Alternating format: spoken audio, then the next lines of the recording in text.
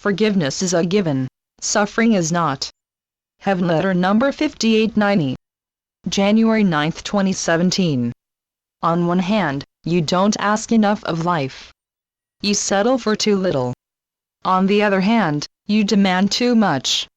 You are affronted when life takes a turn you are opposed to. Every now and then, from being placid, you become ferocious and stamp your foot at life and refuse to tolerate it. You can turn on a dime, dear ones, so affected are you by what you perceive as an attack from life. You are not always at extremes, yet at any moment, you sometimes are. Would that you could weather storms without so much drama. If only you would. I am not telling you that you must always placate life. You don't have to be a yes man to life. On the other hand, it behooves you to know when to return to joy and let go of stamping your foot. It really is for you to move on and to move upwards. You can leave uproar behind you. You can come to peace within yourself. You don't have to drag out emotional pain. You can have loved and lost and still go forward. Beloveds, in the long run, what choice do you have? It's not better to profess to being long-suffering. You do better to get up from suffering sooner. If you could cut your suffering and shorten the length of its acuteness by 10%, would this not be in everyone's best interest? There is a misunderstanding in the world as to need for grieving and the meaning of forgiveness. Forgiveness is a given. Suffering is not. Both suffering and forgiveness are choices. Forgiveness is not a big to-do. It is not super of you to forgive. You don't receive a medal for it. Forgiveness is something you only have to do if you have taken offense.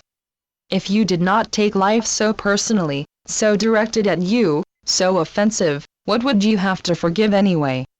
With all respect for your humanness, beloveds, what good has it been for you or anyone to take life so personally?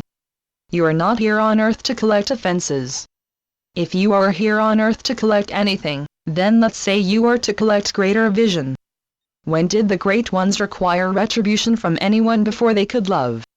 It is time for you to forgive yourself for making resentment yours. Beloveds, who are you to demand the best from others and not from yourself?